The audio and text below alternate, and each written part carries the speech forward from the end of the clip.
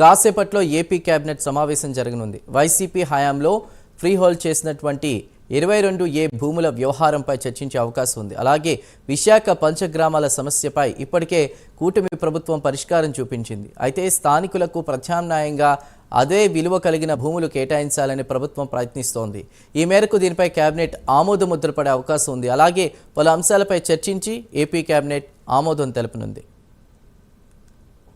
మరిన్ని వివరాల్ని మా ప్రతినిధి శ్రీనివాస్ అందిస్తారు. శ్రీనివాస్. చందు, ఈ రోజు ఉదయం 11 గంటలకు ఈ రోజు ఆంధ్రప్రదేశ్ రాష్ట్ర కేబినెట్ భేటీ జరగనుంది.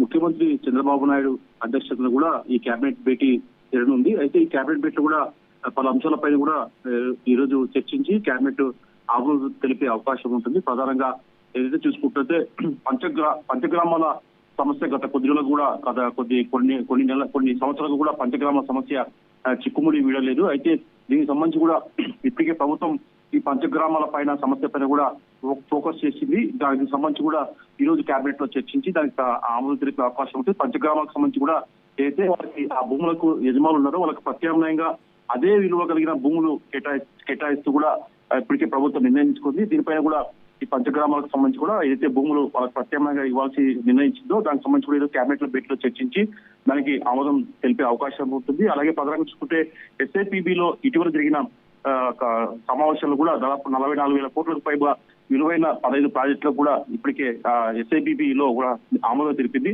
అయితే దీనికి సంబంధించి కూడా ఇదైతే 44,000 కోట్ల సంబంధించిన 15 ప్రాజెక్టులకు సంబంధించి ఈ రోజు కూడా కేబినెట్ భేటీలో చర్చించి దానికి ఆమోదం తెలిపే అవకాశం ఉంటుంది.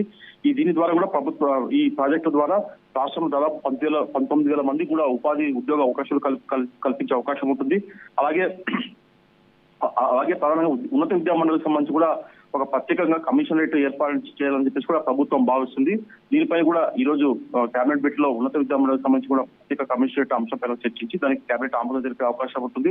అలాగే వివిధ అంశాలపైన కూడా కేబినెట్ లో చర్చించే అవకాశం ఉంటుంది. రాష్ట్రంలో జరగబోతున్న 2 గ్రాడ్యుయేట్ ఒక టీచర్ ఎమ్మెల్సీ స్థానానికి సంబంధించి కూడా ఈ రోజు కేబినెట్ లో చర్చించి వాళ్ళకి మంత్రులకు సీఎం దిశానిర్దేశం చేసే అవకాశం ఉంటుంది. అలాగే కేంద్రం ఇటీవల ప్రకటించిన కేంద్ర బడ్జెట్ లో రాష్ట్రానికి కేటాయించిన నిధులు ఇతర ప్రాజెక్టులపై కూడా కేంద్రానికి ధన్యవాదాలు తెలిపే అవకాశం ఉంటుంది.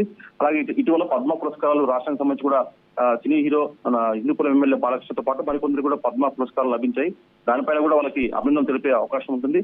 మొత్తం చూసుకున్నట్టు ఈ రోజు జరిగే కేబినెట్ భేటీలో 11 గంటలకు జరిగే కేబినెట్ భేటీలో ముఖ్యమంత్రి అధ్యక్షతన పలు అంశాలపైన కూడా నిర్ణయించి ఆమోదం తెలిపే అవకాశం ఉంటుంది. Chandu. Right Srinivas, thank you.